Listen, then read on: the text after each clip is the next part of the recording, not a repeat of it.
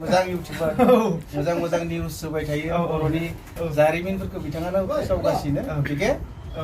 बिथांखौ माने जोबोद मोजां मोननानै आं दिनै एथ' गोजाननिफ्राय लाना फैना फंबायनि दखानाव फिसा मोनसे गिफ्ट होनाय जाबाय आरो गोजोननाय थाबाय आदा गोलावदाय नुवाखै जानो दखाननि मुंखौ मा दोनदो फंबाय KM Fashion Zone हा KM Fashion Zone KM Fashion Zone बे जाबाय मालिगाव आइदेंगिरि आइदेंगिरि बे सकखौ मा होनगोन Korean Shop बड'लेण्ड माने गुवाहाटीयाव बड'लेण्ड सकखौ गिफेराखै माना ना गैया बेनो पास गुवाहाटीयाव गोदोनि बर'फ्राबो बावनानै थादोंमोन खोमा बड'लेण्ड सकखौ बड'लेण्डआ जोंनि बर'नि मोनसे सिमांमोन होनबा बे बड'लेण्डआ जेब्लासिम बर'आ बड'लेण्ड मोना अब्लासिम बर'आ सिमाङा मा होनगोन आद्रा सिमाङा आद्रा एबा थांखिया आद्रा बेखायनो दिनै बड'लेण्डनि मुङावनो हाजार सुबुं थैबाय मुं दोनबाय आरो सुबुं थैबाय दा बड'लेण्ड बर' सुबुंफोरनि गोसोनिफ्राय बड'लेण्ड होननाय सिमा रावा जोबनो थांनाय नङा आरो बे गामियाव थालांसिगोन आरो हाथाय महरै आरो थ' जोबोद गोजोननाय मोनदों नैबे आदाया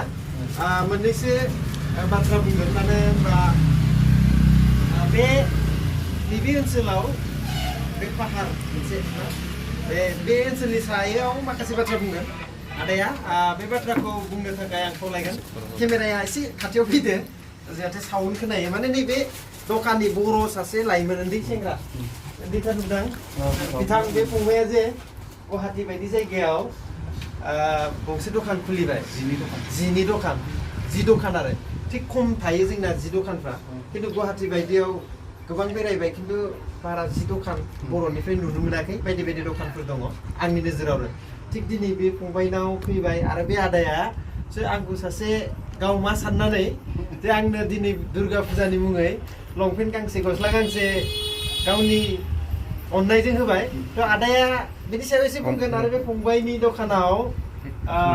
बयबो बर' फोरनि गासैबो सुबुंफ्रा लेडिस आइटेम मोनना मोना लेडिस आइटेमबो मोनगोन बाहायो दा लाबोथ'वाखै खिन्थु जेन्ट्स आइटेम बारा दं आरो दा आदायानो बुंगोन माखासे बाथ्रा सासे बेथ' सावथुन मुलुगनि राजा ओनसोला एकदम गामि बायदि आरो गुबुना उन्दैनिफ्रायनो बे ओनसोलाव फैखायो आरो खांख्लाबारि ओरै सिगुनबारि जाखाय खना ओमफ्राय बे मोनसेया मामोनलाय खनसाय गामि बे ओनसोलनि कालिखला बे ओनसोलनि सेंग्रायानो जा सिख्लायानो जा बोरायानो जा गासिबो एक्टिभ आरो गासिबो बेफार बिजनेस सांग्रां जिउ दानायाव सांग्रां जोंनि बर' माहारिनि जिखुनु मिथिं माबाफोराव बिथांमोना एक्टिभलि बाहागो लाफायो आरोखि ना माने बर'आ संग्रामि हिसाबै बर'आ खौसे थानांगौ हिसाबै बेयाव थाफैनाय बर'फ्राथ' गुबुननिफ्राय ज' जाफैनायसो नङा होमबा माने बे गुवाहाटीखौ आवग्रिफैदों आरो आवग्रिफैदों थिग बे जोबोद गोजोनथाव बाथ्रा खिन्थु बेनि बर'फ्रा गुबुन बे जायगानिफ्राय फैदोंब्लाबो नैबे गुवाहाटीयावबो ज' बर' जाथिनिफ्राय खौसेथिखौ बावाखै आरो थिग बेखौ बुंदों आरो ओमफ्राय दा फंबाया फंनैसो बुंगोन फंबाया बे दखानखौ माला खुलिनाय इमान दिन जायाखै 6 माह ना 7 माह जाबाय 6 माह से बोसोरानो हाबबाय आरोखि ना बोसोरसे जाबाय जोबोद गोजोननाय मोनदों बर' लाइमोनफ्रा थिग जेन' बेफार बानिज्य होनखाबाय आदाया बे ओनसोलनि नैबेखिनिनि बर'फ्रा फारफ्रोमबो बिथिङाव माने आखा फाखा आरो माने बिजनेस जिखुनु साख्रि बिथिं माने बायदि बिथिङाव सांग्रां जाबाय आरो गाव जे माबायदि जिउ दानांगौ आरो बोरै बिजनेस खालामनांगौ बुंबाय सार्थ दं सार्थ बर'फोरनि सेलुनावसो सिनखायो दा बर'नि सेलुन दं थानाया स्टाइलफ्रा सब बर' काटिं आरो दारिबाबो बर' नाफिखौ सिनायखायो बेयो जोंहा कटाबारियाव दङ जाथि ओमफ्राय जिफोर बायबो बांसिन माने बर' दखानखौ माने जिबायदियानो जायाथों ना होमबा ओंखायनो फंबायाथ' बयबो बर' रायजोफ्रा मिथिगौ सासे मोजां इउटिउबार मोजां निउस होबाय थायो बर'नि जारिमिनफोरखौ बिथाङानो फोसावगासिनो बिखे बिथांखौ माने जोबोद मोजां मोननानै आं दिनै एथ' गोजाननिफ्राय लाना फैना फंबायनि दखानाव फिसा मोनसे गिफ्ट होनाय जाबाय आरो गोजोननाय थाबाय आदा दै थेंक इउ गोजोननाय थाबाय मानो होनबा बे आदाया ओरैबायदि कनकसा बर' बिथाङा फिल्म जगतनि सावथुन मुलुगनि सासे मुंदांखा फावगिरि कमेडियानो जा फिल्मनि माखासे एक्टिंफोरनि नामखौ आं मिथिया मा खिन्थु कमेडियाव आं बांसिन नुबोबाय थादों नङा होमबा कमेडि ओमफ्राय दा नैबे फंबायनि दखानाव नंगौ बिथाङा सार्थ दं होनदों खिन्थु बिथांनि सार्थआ बिराद माने बयनिबो थाखाय बयबो बेबायदि सार्थ थानांगोन मानो होनबा गावनि होननाय मोनसे बुस्थुआ जोंना सिगां जाग्रोनांगोन आरो माने गावनि जाथिया जुदि माबा मोनसे बिजनेस मावदोंबा गावनि जाथियानो बेनाव बाजार खालामनांगोन नङा होमबा दखानाव माल लानांगोन आरो बिथांखौ थुलुंगा होनांगोन थिग बेफोरबायदि खामानि मावनो थाखाय आरो बेबायदि सार्थ दं होननानै बिथाङा बुंदों आरो गोजोननाय थाबाय बे समाव जोङो दिनै फंबायनि जितु दखानाव फैनानै ओमफ्राय फंबायनि मुंखौ मा होनदोंमोनलाय कार्तिक मुसाहारि ओरैनो गोदो न'आ बहामोन इयावनो आरो लकेल ओमफ्राय गोदो नोङो जोनोमा बेयावनोखाना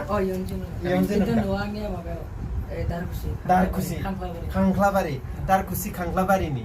दा बेयाव नैबे जायगाखौ मा होनोमोनलाय एक्जेक्ट आइदिंगिरि बड'लेण्ड सक बेयाव फैयोब्ला गुवाहाटीयाव फैयोब्ला बे आइदिंगिरि बड'लेण्ड सकआव फैयोब्ला बर' गामि मोनगोन आरो बर' न'खर मोनगोन आरो बर'नि हटेल मोनगोन दखान मोनगोन मोनसे मोजां सेन्टार जाबाय आरो बेयाव जोंनि बर'फ्रानो बे सेन्टारखौ बानायदों आरो ना बे दखाना बे न'आ सोरनि मालिकनि आरो भारा लानानै थिग दं गोजोननाय थाबाय बे समाव नैबे आदा माबानिसिम कनकसा बर' आदानिसिम आंनिफ्राय रोजा साबायखर थाबाय दुर्गा फुजानि मुङाव गिबि आंनि इउटुब चेनेलनि गेजेरजों सोरबाया आंखौ मदद होनाय आंखौ अननानै गिफ्ट होनाय बे भिडिअखौ नैबे आंनि चेनेलनि गेजेरजों लाबोबाय आरो लोगोसे नैबे फंबायनि दखान एबा नोंथां इयुन थांखिफोरखौ नोंथांमोननि गेजेराव लाबोनो थाखायनो आं बे भिडिअखौ बानायनाय जादों नोंथाङा इयुन समाव माबायदि दैदेनलांनो नागिरदों माबायदि सालायलांनो नागिरदों दखानखौ एसे गोसा बुंनो खाथियाव दे दखानखौ